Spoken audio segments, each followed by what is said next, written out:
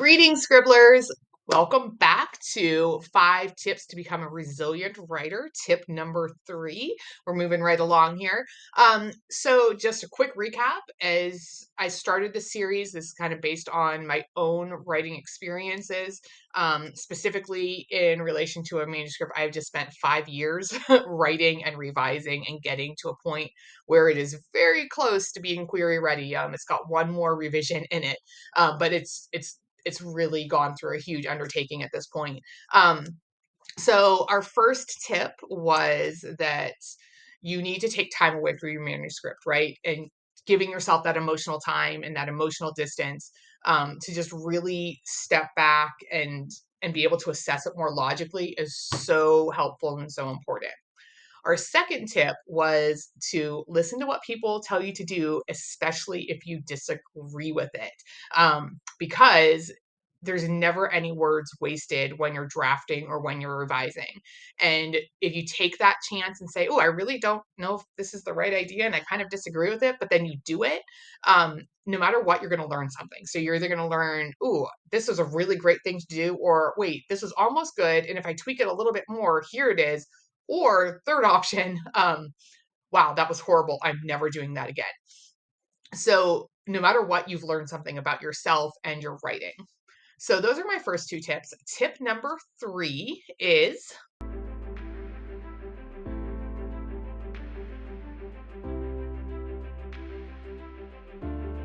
don't be afraid to put your heart and soul into the story, okay? This one, folks, this one, okay? This has been a huge process for me. So, gosh, like what was it? My 2 manuscripts before this. I thought I had put so much of myself into that book. And at the time, it was a lot of myself. And then I started writing my YA manuscript, and I really exhaled and like let myself just kind of bleed onto the pages. So I know that sounds dramatic, but for me, a Scorpio that was raised to suppress all feelings because sharing anything is bad and horrible, this has really been a revelation for me, right? There is so much of me in each of my 3 point of views for the story. And if you know me, you know exactly what parts of me ended up in each point of view. Um, and that's very vulnerable for me. And I think that's part of one of the big lessons I needed to learn was to be more vulnerable with my writing, which is terrifying.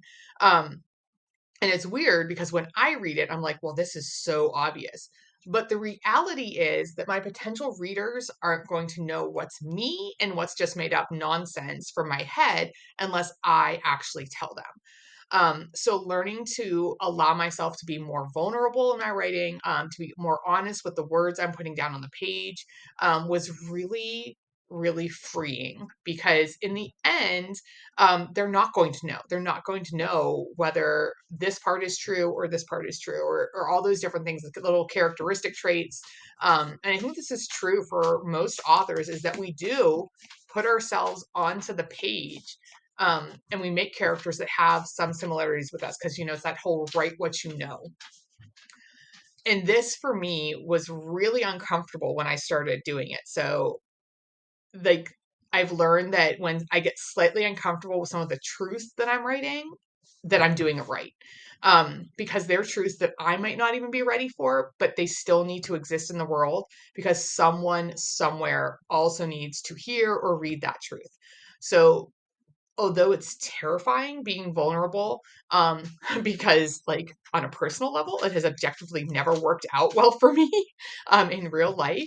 But I'm really hoping that doing it, like secretly, so I'm secretly vulnerable through my writing, helps me to find an even stronger voice and confidence in my writing and in my everyday life because it gives me that experience of like doing something and showing different parts of myself to the world.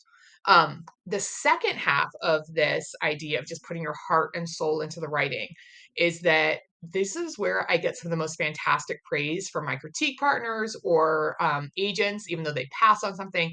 There's a lot of praise for those moments in my stories. Um, and that makes me know like I'm doing something right. So I feel very strongly, see, this is me feeling things and sharing that, that it was this emotional piece that I've been missing in a lot of my writing. And really getting better at that has been something that not only levels up my writing and craft, but it engages the reader. And we all know that for a reader to be invested, they have to be emotionally engaged with the characters, right?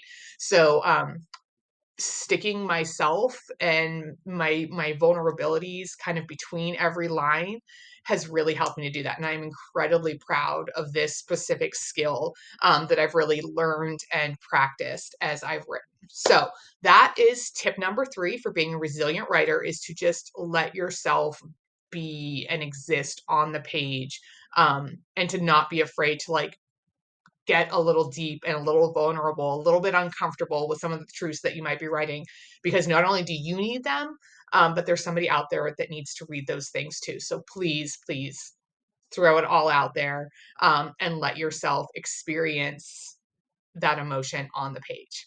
All right, so coming up will be tip number 4, which is going to come to you this coming Wednesday.